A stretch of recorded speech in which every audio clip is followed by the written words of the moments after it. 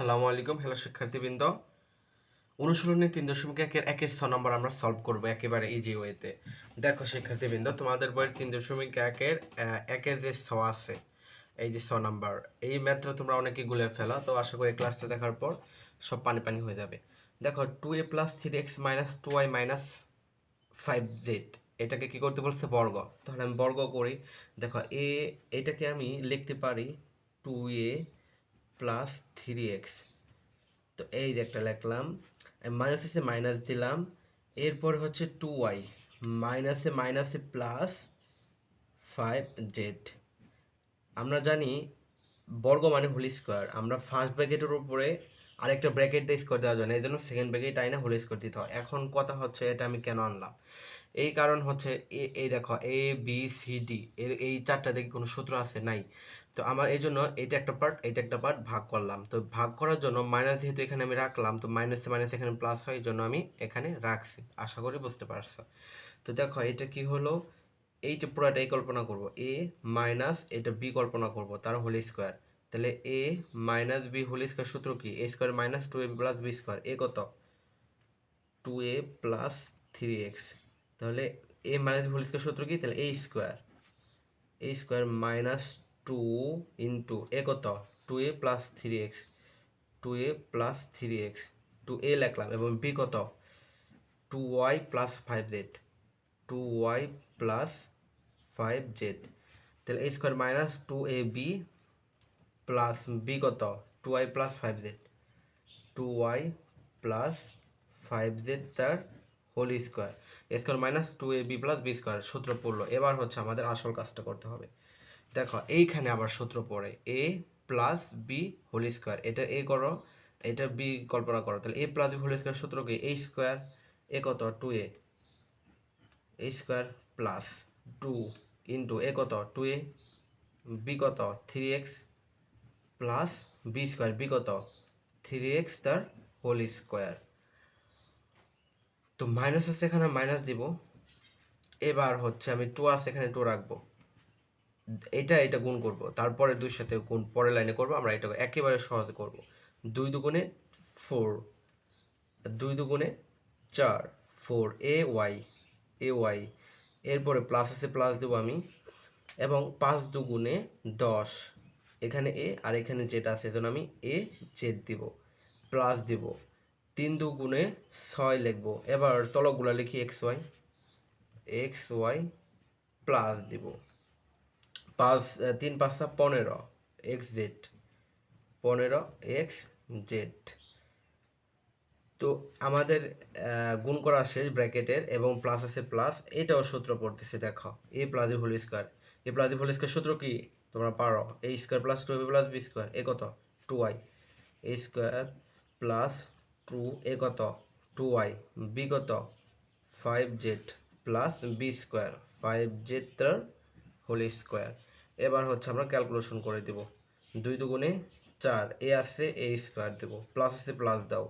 2 দুগুণে 4, 3 4 12, এ এক্স লিখবো, প্লাস আছে প্লাস দিব। 3-এর 2 বার গুণ করলে 3 3 9। এই যে তুমি ক্যালকুলেটর যদি করো, এই যে 3 টু দি পাওয়ার 2, 3 3 9, এভাবে বের করতে পারো যদি না বোঝো। যাই হোক, 3 3 9, এক্স স্কোয়ার দেবো, মাইনাস আছে মাইনাস দেবো। এবার এই ব্র্যাকেটের সাথে গুণ আছে 2, এবং 2 গুণ করে দেবো। 4 দুগুণে 8 এ ওয়াই, প্লাস আছে মাইনাসে প্লাসে মাইনাস, 10 দুগুণে 20, এ জেড আছে এ জেড দিব আমি, মাইনাসে প্লাসে মাইনাস, 6 দুগুণে 12 এক্স ওয়াই দিব, মাইনাসে প্লাসে মাইনাস, 15 দুগুণে 30 এক্স জেড দেবো আমি। তো আশা করি এটা পর্যন্ত শেষ। এবার প্লাস আছে প্লাস দেবো, 2 দুগুণে 4 ওয়াই স্কোয়ার আছে ওয়াই স্কোয়ার দিব, প্লাস আছে প্লাস দেবো।